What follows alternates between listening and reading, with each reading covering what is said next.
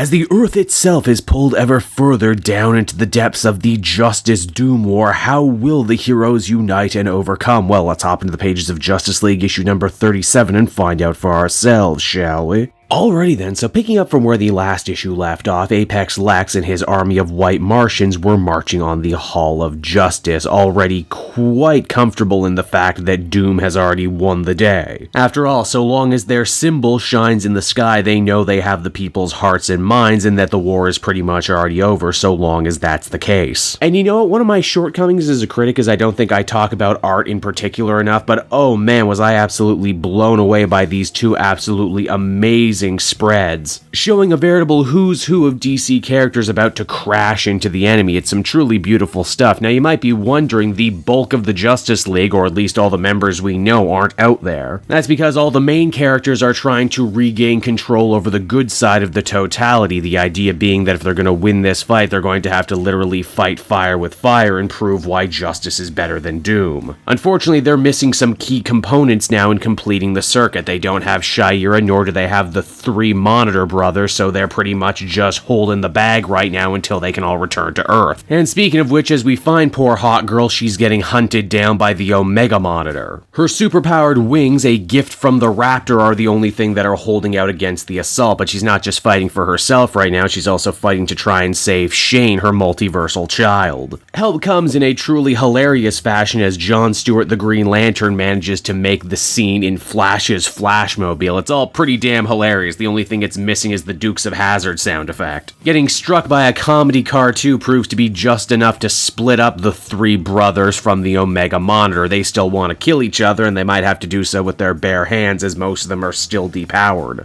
Mobius the Anti-Monitor once again chooses this moment to prove why he is the absolute worst. As his other two brothers are ready to beat the crap out of him, he calls out to Mom! Where is Perpetua right now? Well, she's a little busy destroying all the superfluous universes that anger her, like this particular one made of robots. When she hears her favorite child in need, though, does she just pop over to help? No, she grabs this planet and hurls it at them. Now, in most situations, this would spell death for everyone involved, but the World Forger thinks he might actually have a way out of this one. It's a long shot, 1,000,000 to 1, but if he can strike his hammer of creation on this incoming planet, it might just be able to give him the charge he needs to get everyone back to Earth for the final battle. And oh, what a battle it is. Everyone is fighting. Everyone, heroes from the gold, silver, and modern age are battling side by side with the fate of the whole DC universe hanging in the balance. And oh yeah, in case you forgot, in the last issue, Batman turned the Justice League headquarters into a giant fighting robot so he could fight the Legion of Doom headquarters, which is also a giant robot because comics are just anime now. As Apex Lex ends up discovering far too late, this whole big Helm's Deep battle right here was nothing more than a distraction so that the heroes could finally get everything together and summon their part of the Totality. And now that the bad guys and good guys are officially on even footing and the main members of the Justice League have been given shiny new makeovers, it's finally time for this final battle to begin. Finally. And so that was Justice League issue number 37, and even though I kinda can't shake the feeling that all of this is gonna read a lot better in trade because this big fight is getting kinda sorta drawn out, I did enjoy a lot of what was on offer here, mainly because the book buckled down and got back to what made me love it in the first place, and that is giving the spotlight to members of the Justice League that don't normally get it, mainly John Stewart the Green Lantern and Shayera. I'm also at the edge of my seat wondering too how Snyder is going to resolve all these huge crisis level threats in admittedly a pretty short amount of time. Overall, though, I think I'd feel comfortable giving this one an 8 out of 10, pretty solid, interested to see how it all shakes out in the end.